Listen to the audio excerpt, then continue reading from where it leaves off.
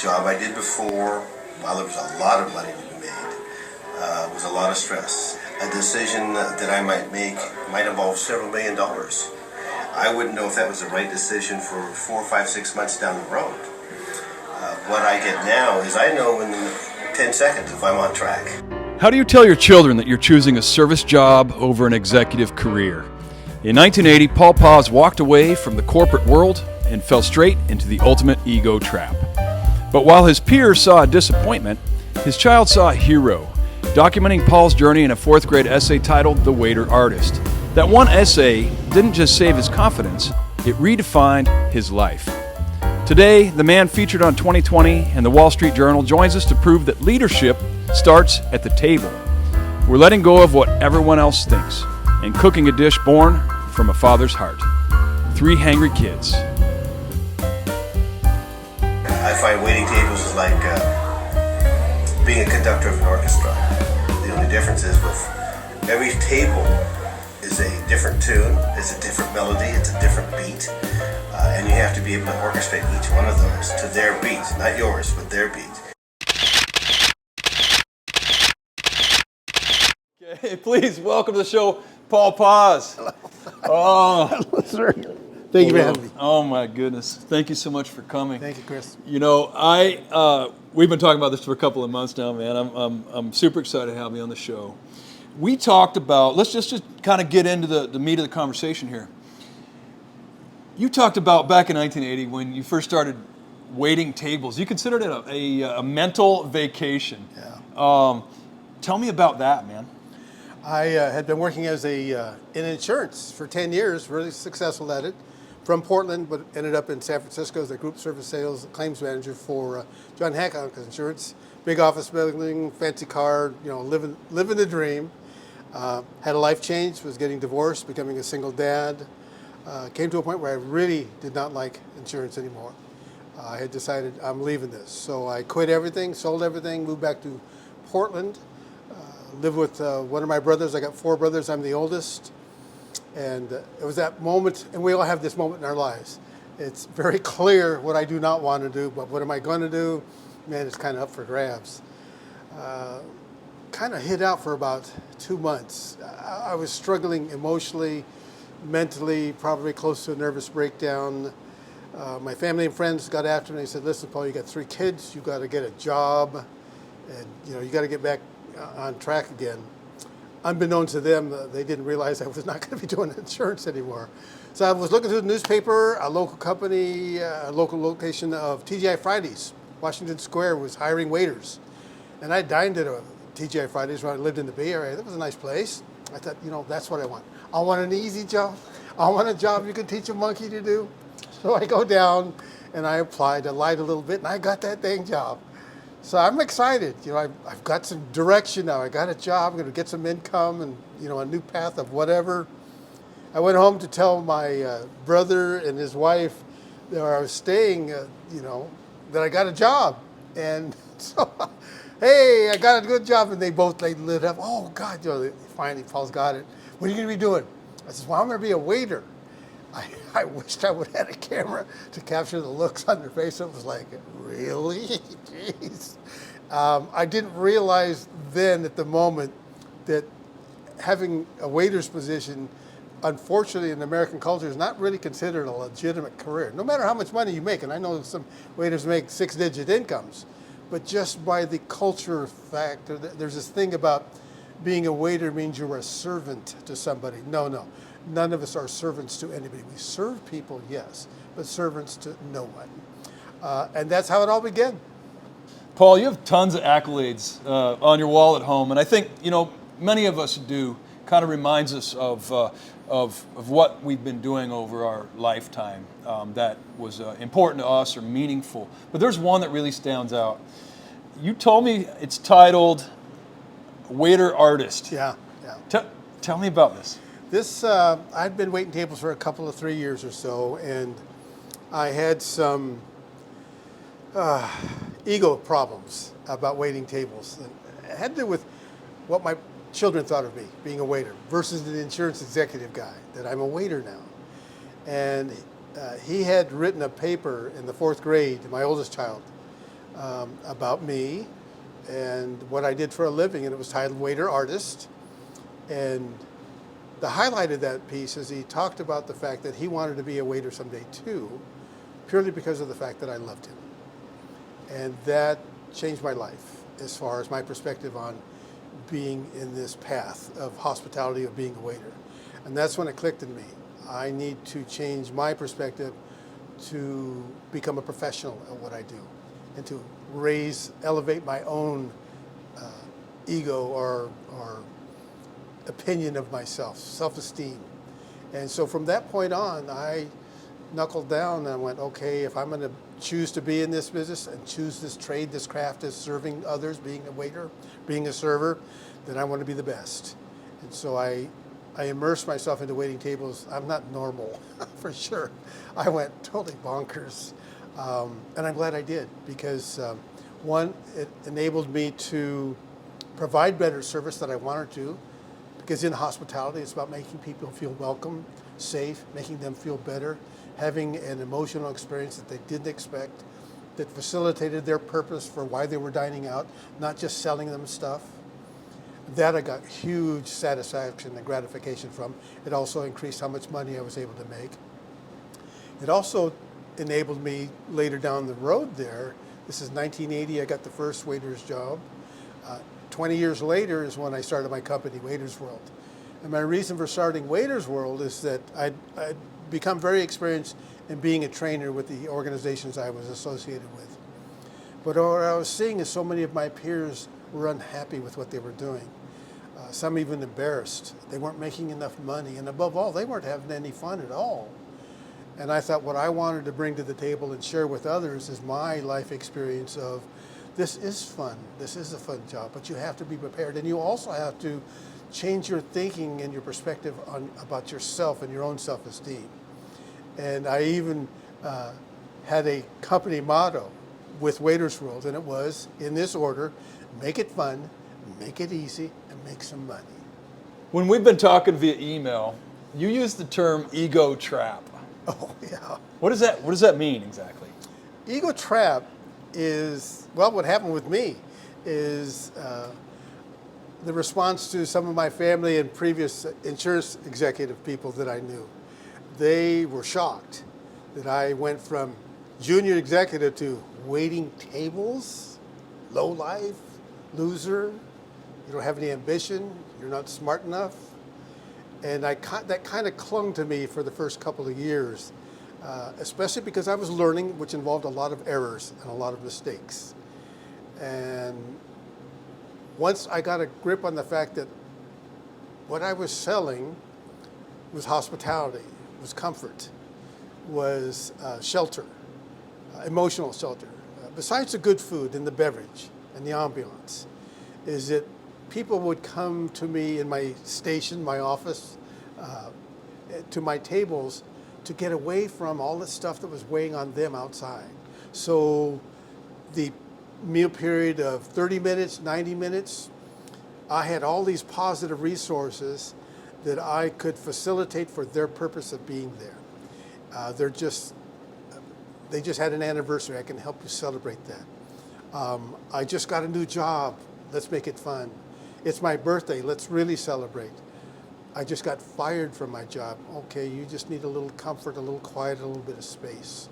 So there was that serving up kindness and empathy and compassion to people, which really made that food taste a lot better. What was the turning point when you realized that this wasn't just a job? Like, you're not just trying to put food on the table. You're not just trying to feed the family. When did you first realize that this was your future? This was your calling, waiting tables and hospitality? Probably the biggest turning point I hit was actually a little bit later in my years, and this would be in the early 90s. So it'd be 10 years into it, when it really struck me the emotional power and comfort that serving people made. My oldest son, when he was in high school, had a bone marrow transplant. We fought that. He was a junior in high school. We wrestled with that for like 7, 8 years. It was so traumatic for him, the family, the parents. And the hard part was I was in the hospitality business. So, and we all suffer this. We have these burdens on us. And I'm supposed to come to the restaurant and be all happy-go-lucky. And there were days the news was not good, and I was not in the mood to feel like that. That life experience also, for whatever reason, when I serve people, I get a feel for when there's cancer involved, something serious illness. People look a certain way, they behave a certain way, the people around them behave a certain way. And when I pick up on that vibe, I go all out to make sure they have a very quiet, comforting experience where I'm not in the way of what they need. Some of them want to chat, some of them want to share their story, some of them just want to be left alone so that they can have the conversation with their guests and just have that peace and quiet. And some of them just want to enjoy a nice meal, a nice quiet meal, and not be disturbed. So learning what hospitality and food service and restauranting offers to the public, I focused on that. It's going to sound corny, but serving people is an act of love. And it's one of those things that I truly get such personal gratification from, satisfaction and gratification from. And so that's probably the biggest event that really focused for me. This is what my career path is going to be. We have a tough world we live in right now. Think about it. People are so mean to one another, and just crazy things are seem off the hinge. In my little way, when I serve my guests, I get a moment to make a nice day for them, to make things pleasant for them, to bring them some goodness. And everybody needs that. Now, is that going to change all their circumstances or help them, give them more money or heal them? Not at all. But in the moment, it's like mindfulness living.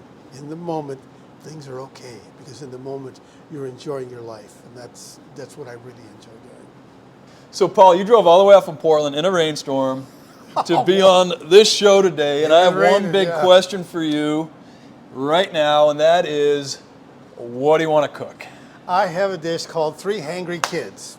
Now, this came from my early days on waiting tables when I was broke, and I had to feed everybody, and I needed to have a dish that was quick and dirty. I invented it myself. There's nothing fancy to it at all. Basic ingredients. It's hamburger. It's got some fresh tomatoes, and onions, and fresh green beans, and some green onion for a garnish. A little bit of soy sauce. That's it. That's that simple. Quick and dirty, tasty. My children love this dish. The best part, because it was quick, I would get off late from my work on a late shift. I'd pick them up from the babysitter. They are starving to death. Hangry Kids. And they're hanging on my legs. Yeah, oh my God. And I'm trying to cook it, and it just really takes 3 or 4 minutes to get this whipped up. And being Filipino, it's all on white rice. Sure. They're all piping hot, and they would just wolf it down. I like it. So, Paul, I popped by the co-op this morning, picked up a few ingredients. You can see them right here. And you just talked about all that stuff. I did a little prep. We're trying to make these shows not too terribly long, so I did a little prep in advance. I went ahead and diced up some onions, cut up some Roma tomatoes. Green beans, I went ahead with fresh ones, even though canned is an option, as per our discussion. That's right. But I blanched these a little bit so they won't take as long to cook into the dish. I added, we talked about it briefly. You said I could if I wanted a little bit of garnish on top, so put a little. Make it pretty. We'll make it pretty. Little green onions, and then obviously picked up some ground beef. You said with that we got a little soy sauce. I just put some in a little squirt bottle right here. That would be just all right. We're going to be right back, and we're going to cook Paul's dish, 3 Hangry Kids, right after this. My name is Chris Holen. For the past 25 years, I've had the privilege of calling Astoria, Oregon home. It's a place that's authentically reinventing itself and bringing about new life. And it's all happening through the incredible people that live here. They're making a difference, one meaningful act at a time. And that's not just an Astoria story, is it? It's a common thread intertwined through every thriving community around the world. Whether it's a small town or a big city, it's powered by its people. Folks dedicated to putting good out into the world. Now, what do you want to cook? We're bringing these stories right into my kitchen. This show is about connecting with the heart of the community, no matter where you are. We'll cook dishes that tell a story. We'll explore how these guests are making a difference. And we'll discover together why these moments of connection are so vital in today's world. It's a cooking show, a talk show, and a celebration of good people. So, what do you want to cook? And what stories do you want to tell? All right, welcome back. 3 Hangry Kids. First of all, thanks everybody for watching our show. We appreciate you becoming a subscriber, sharing the content and sharing the goodness. Paul is cooking for us today the 3 Hangry Kids meal. Real simple stuff. Can you walk us through it? I'll go ahead and kick this burner on. Right, what do you think? Like a medium? A medium, yeah. Like there? There, yeah. All right, there it is. All right. All right, here we go. Voila. All right, I'm going to start with the ground beef. All right, so I got, this is, follow along. This is 1 pound of ground beef. Onions with that. All right, we got what? That's a medium onion? Medium onion, yep. Yellow onion. I went ahead and got a sweet onion, if that's okay. Oh yeah, perfect. All right. So how long? There's my sizzle. There we go. got to hear it. I was listening for the sizzle. You got to hear the sizzle. Now, sometimes when the kids were really hungry, I mean ferocious, really hungry, I would just do, and I learned this from a chef. Yeah. If I need to cook a little faster, once the skillet got hot, I just throw just like a teaspoon of water in there to steam it. Oh, steam it a lot Just- faster, yeah. But but for timing wise, it saved my life. So you're kind of gauging how hangry they were? That's right. That would happen. Is there a hangry scale? There is. Like, Oh is there, my God. So kids, from a 1 Yeah. to 10, how angry are you right now? When they're all crying tears, man, you got to pick up the pace. You really do. So, while this is cooking, Paul, so you literally wrote the book, or 2 books on waiting tables Yeah. and the hospitality business from that. Would you say it's from that angle? Tell me about that. Yeah, a guy named Ed Saunders had a hospitality newspaper out of Seattle. I met him through the Oregon Restaurant and Lodging Association, and he invited me to write some customer service articles, a column once a month, and I did that for a couple of years.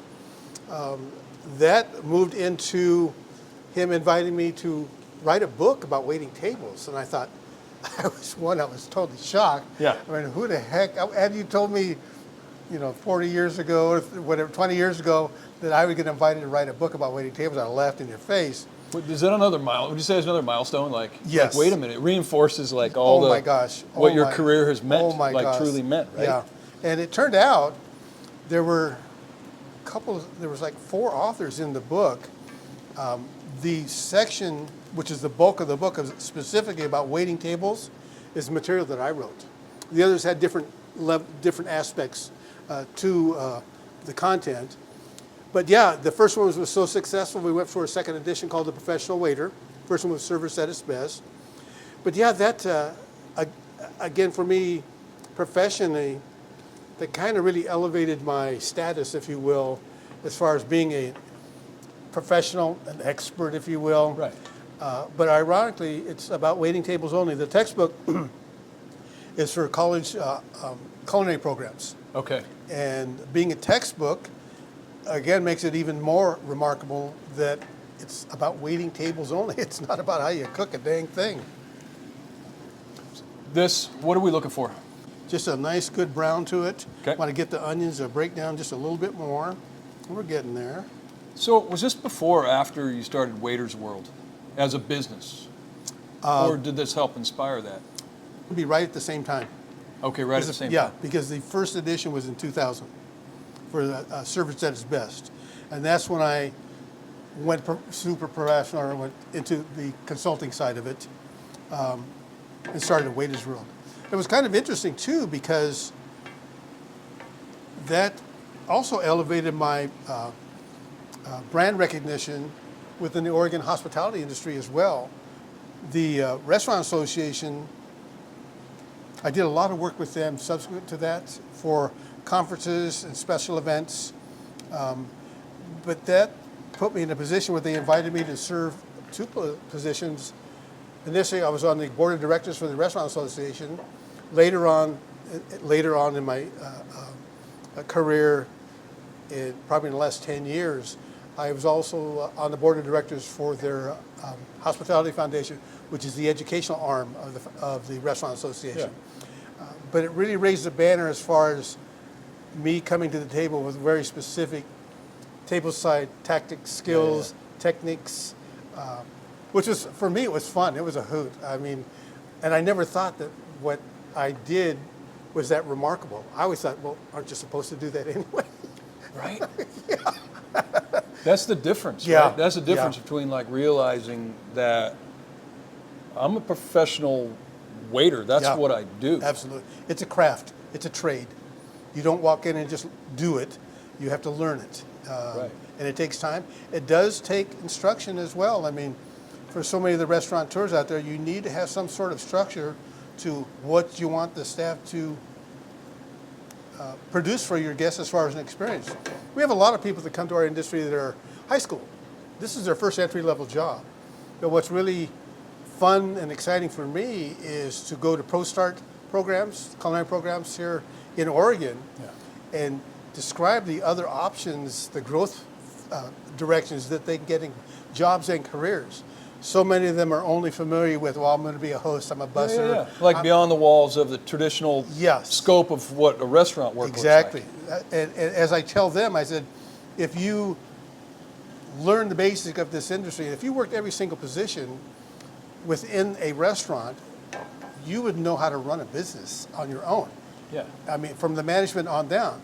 But if you decide to stay within the hospitality industry, there's no reason to say that you couldn't be the regional district manager for Domino's Pizza France. Right. And but that's a message that I want young people, the new incoming workforce. Yeah. I want them to discover that. Yeah. That we're not just these entry-level jobs.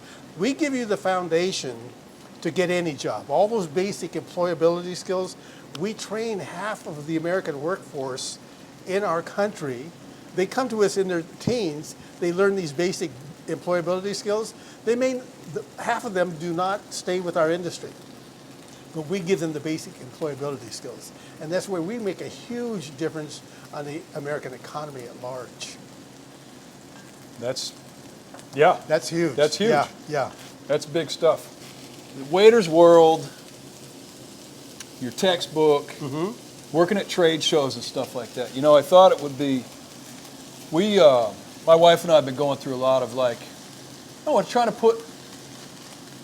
trying to organize like stuff, right? Downsize our things. But in the meantime, you know how you start to do that and then you get caught up in the whole tangent, Yes. if you will, like, oh, I want to. So anyway, I thought it'd be funny that the first time we met, about 20-something years ago, Oh my God. you handed to Oh us my God. That was one of the best things I a ever magnifying glass that you could give out. It's your business card, It a magnifying is. glass. Oh my and you God. You suggested still have one of those? suggested that Oh as a my professional God. waiter, you might actually have did. Oh, a yes. way to magnify Yes. No. the menus. Yes, Right? because- Oh, look how Yes. close up is that, because right? So there you are. oh my God, I haven't seen Yeah, that there it one is. of Paul the Paz, 80s. waitersworld.com. Oh my God. Hilarious, right? That I'm going is to put that so- back in my wallet, though, Oh my in case I gosh. need to read a That's a menu collector's later. item It's a now. collector's item. Yeah, it's vintage. No, actually that came about because I would watch a lot of waiting tables picking up on nonverbal cues. Yeah. And so their behavior will tell you what they need. So how often, and I'm one of them now, you look at the menu and you're doing this. Yeah, right? There's a message there. Yeah. So I thought what I needed, so I found this in a catalog. I was partnering with FSA because those things were expensive. So I says, FSA, how about these? And they had the same reaction. Hey, that's really cool. And I says, would you partner with me and help buying some of these? And they said yes. And I think, because I did a lot of projects with them, we probably gave out 100,000 of those. Literally. Well, I don't know. This wasn't numbered, though. Like, how do I know the value of this one? No. Well, that's got to be. It's been around It's got a to be minute. 30 years old at least. Possibly. Yes. Oh Possibly. I think my God. we were trying to figure it out, but I think we first met maybe It must have been about 2001. I think it's about the time we Steal a towel from opened our first big restaurant. Yes. Oh yeah, here in town. Yeah, yeah, Yep. yeah. Anyway, Yes, because that's Fun, right? that was one of the training tools I would hand out at my Yeah. workshops too. Yep, I think we're ready for some veggies. all right, let's do it. You want me to throw them in there? Yes, go ahead. What's first? Let's do the tomatoes first. Tomatoes. All right. Because I want to get the moisture out of those. There we go. Yum. Yum. My kids should be here watching this. Right. They'd stop crying. It's to be nostalgic. Yeah. Oh yeah. I'm feeling it. Like Yeah. you're I don't know. You're kind of pushing this vibe on me. This like, I feel like I'm part of the story at this Yeah. moment. Well, you had asked me a question when we were talking about getting together Yeah. about how this had some long-term impact on my kids. Yeah. And I told you about my son's illness. And this is just recently. He was very ill. He had to come and spend the night. Now, my son is 53 years old. Yeah. So he was going to spend It's a the night. young fella. Yeah. Yeah. Jeez, I am so old now. Anyway, so he's spending the night because somebody has to caretake him for the day after his procedure. And so I'm going to fix dinner. I said, PJ, what would you like for dinner? He goes, Dad, can you make that grilled hamburger and the beans and the tomatoes? I'm like, are you kidding? Absolutely. And it was so fun to want to make it, of course, but I remember standing here right like now thinking about that this still provided him comfort. It was just, it was something, it was a place, it just, it refreshes your spirit. It softens the hurt. Yeah. It's love. Serving food to people is done with love. It's like I tell cooks when they're in my training, you gotta love it so it tastes good. Yeah. All right, Oh, nice. Browning it. So we're browning it up. Yeah. Okay. And then let's go ahead and turn our heat down just a Yep, smidge sure. there. There we go. Okay. So we're down to a low. Yeah, let's go ahead Tomatoes are in. and do our veggies. All right. So we're going to go green beans. Yeah. All right. Again, I blanched There we go. these. All right. So Paul, you suggested that I'm gonna do a little this spritz of is that a soy sauce too. This is a single dad with 3 hangry kids. 3 angry You kids. suggested that you could certainly use canned green beans, Oh canned yeah, tomatoes, things yeah. like that. They, especially if you have a time issue with 3 angry kids. Yeah, right. The green beans are quick and dirty, man. All you have to do is bring those up to temp. Yeah, super simple. Drain the water off though. Yeah, of course. But yeah. Okay. And they're still tasty. I mean, canned beans, they taste like beans. Right. So that was a little splash. You just kind of deglaze the pan, Yes. if you will, with Yep. soy sauce. All right. And it adds just enough salt to the dish. Ooh, that's looking good. That does look pretty good. Super nice. Yeah, I like that. The contrasting colors of the tomatoes and the beans between the browning of the burger. Ooh, we're really close. So it's time to eat. Time to eat. You might need a little when you serve it on the rice. Yep. Once you taste it, if you need a little more salt, you might need just a little splash. Soy. A You're soy. using soy as a Yes, little. Okay, as a sure. seasoning, yeah. All right. So a couple plates. I'll go ahead. You want me to grab the rice? So this ended up being just under 4 cups, right? So Yep. we used 2 cups of water Right. and a cup of just white rice. Yep. So you could jasmine, basmati, some small, medium grain, Yes. right? Okay.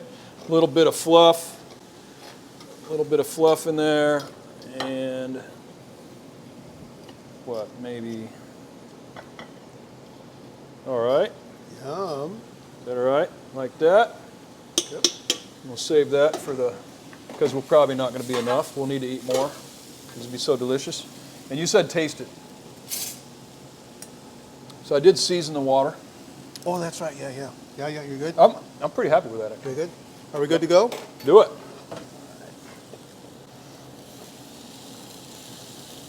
So how many times do you think you made this dish? In a lifetime, I'm sure 1,000. Yeah, nice. Little green beans Right. on top there. Heck yeah. But you see, even there, I mean, you look at that portion that you're looking at there. If you're feeding a first, second, third grader, half of that is going to be a portion for a meal. So it'll make more than just one meal for these guys. Awesome. Yum. Even smells like it's That supposed to looks smell. pretty good. Yeah. Yum. nice. Super nice. All right, so moment of truth. Here it comes. Here it comes. That's for you. That's for me. I'm going to taste the meat here first. I'm going to sit back and just see what happens. Yep. Is it? Yeah, and the soy sauce added just enough salt to it. Perfect. Because I'm Filipino, I'll end up putting a little more soy sauce on it. Or as my dad called it, bug juice. Bug juice. Oh, man. Yum. That is delicious. It's so simple. Paul, you're still waiting tables, sort of, as I understand it. For the last 46 years, you've been taking care of people when they come in to eat. What does that look like today? 46 years into your career. What does that look like today? What are you doing? Well, one of the things I'm doing is I work for, actually, the last 3 years, I've worked for Meridian Park Hospital, and I serve food to patients, to the hospital staff, and then the patient guests, and then our peers. That has been a real eye-opening experience. I always appreciated how food brought comfort to people, but not until I was in a hospital serving in that environment. The difference between serving in a hospital versus in a restaurant. With my guests, I call my patients guests. I can't get away from it. I get 2 minutes or less because I've got to deliver food to 120 some odd people. So there's not a whole lot of time for chit chat and small talk. My guests in the hospital are in a unique emotional state contrary to restaurants. They are sad, they are mad, they're unhappy, they're frightened, they're lonely. So they're all the emotional downers. And I never realized how important food was for the patient's well-being and recovery.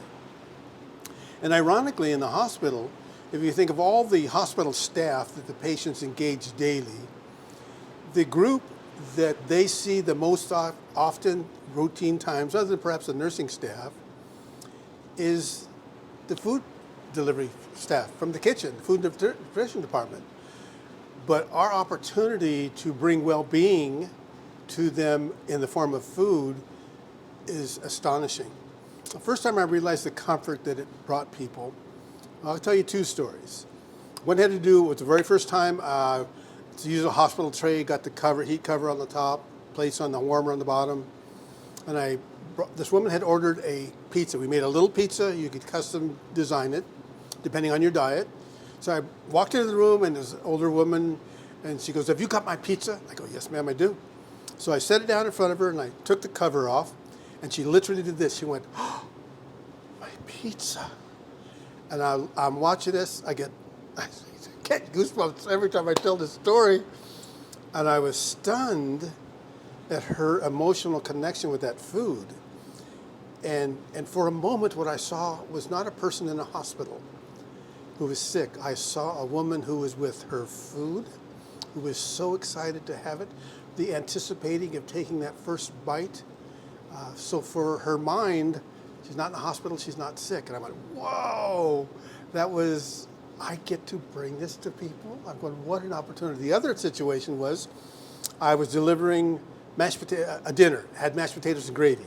Well, in the hospital, they put the gravy in those little plastic cups, it's got a lid on it, yeah.